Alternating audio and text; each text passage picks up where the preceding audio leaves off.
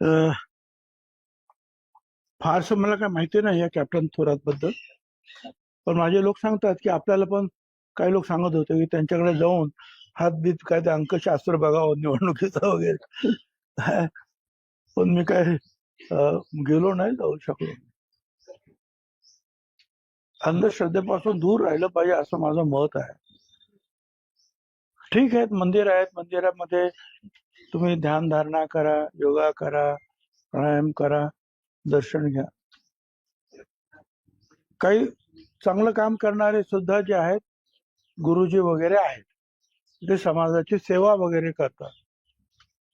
पण अशा काही लोकांमुळे जे आहेत, मग ते सगळे एकजात बदनाम होतात. तर आता यांच्याकडे सुद्धा बरीच मोठी मोठी मंडळी येत होते. आता ज्या रुपाली चाकणकर त्या पुण्याच्या, त्यांना काय माहिती इकडे, त्यांना सुद्धा कोणीतरी तिकडे नेलं असेल. कोणी नेलं काय कल्पना नाही, पण नेलं असेल ना कोणीतरी. पण राजकारणामध्ये, समाजकारणामध्ये असलेल्या लोकांनी ह्या सगळ्यांच्या बाबतीमध्ये मला असं वाटतं की काही सीमा आखून ठेवल्या पाहिजेत. कारण आपण जे करतो त्याचा सगळा परिणाम जो आहे हा आम जनतेवर होतो. कारण आम्ही लीडर आहोत, पुढारी आहोत. मग हे मंत्री जातात, मग आपल्याला जायला काय हरकत आहे, एवढा मोठा मनुष्य दिसतात. असा हा प्रभाव पाडण्याचे सुद्धा प्रकार खूप होतात. पण ठीक आहे, आता पोलीस चौकशी करतायत, त्याच्यामध्ये काय ते सत्य जे आहे ते बाहेर येईल. आणि त्यांनी जर आणखीन काही चुकीच्या गोष्टी केल्या असतील तर पोलीस त्या संदर्भामध्ये निश्चितपणे जे आहे कारवाई करतील.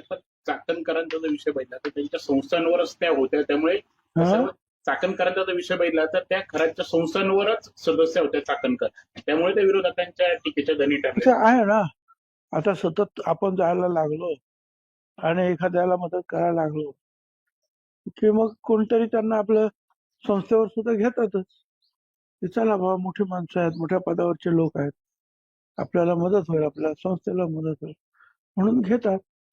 घेतला असेल त्यांना. महिला आयोगाचा राजीनामा घेण्यात आला आहे त्यांच्याकडून, रुपाली चाकणकरांकडून. पक्षाच्या महिला प्रदेश अध्यक्ष पदाचाही राजीनामा घेतला जाणार असल्याची चर्चा आहे.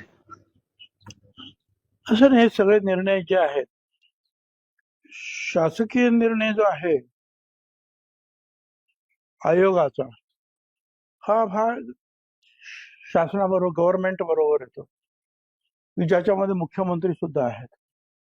निर्देश देणारे, आदेश देणारे, माहिती देणारे, घेणारे, चौकशी, त्यांच्याबरोबर चर्चा करूनच उपमुख्यमंत्री जे आहेत ते निर्णय घेतील. आणि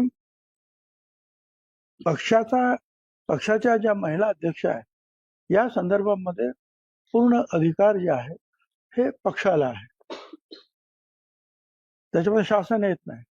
आता त्या बाबतीत काय करायचं आहे ते पक्षश्रेष्ठी आहेत, आपल्या उपमुख्यमंत्री ताई आहेत, सुनेत्राताई, ही सगळी मंडळी बसून चर्चा करतील आणि ठरवतील. पण सुनेत्राताई या राज्याच्या पहिल्या उपमुख्यमंत्री आहेत महिला, आणि त्यांनी या प्रकरणामध्ये तातडीनं त्यांचा राजीनामा घ्यायला हवा अशी पण मागणी होती. मागणी तर आपण करतोच आहोत, पण एखादा आरोप झाल्यानंतर त्याच्यामध्ये किती तथ्य आहे,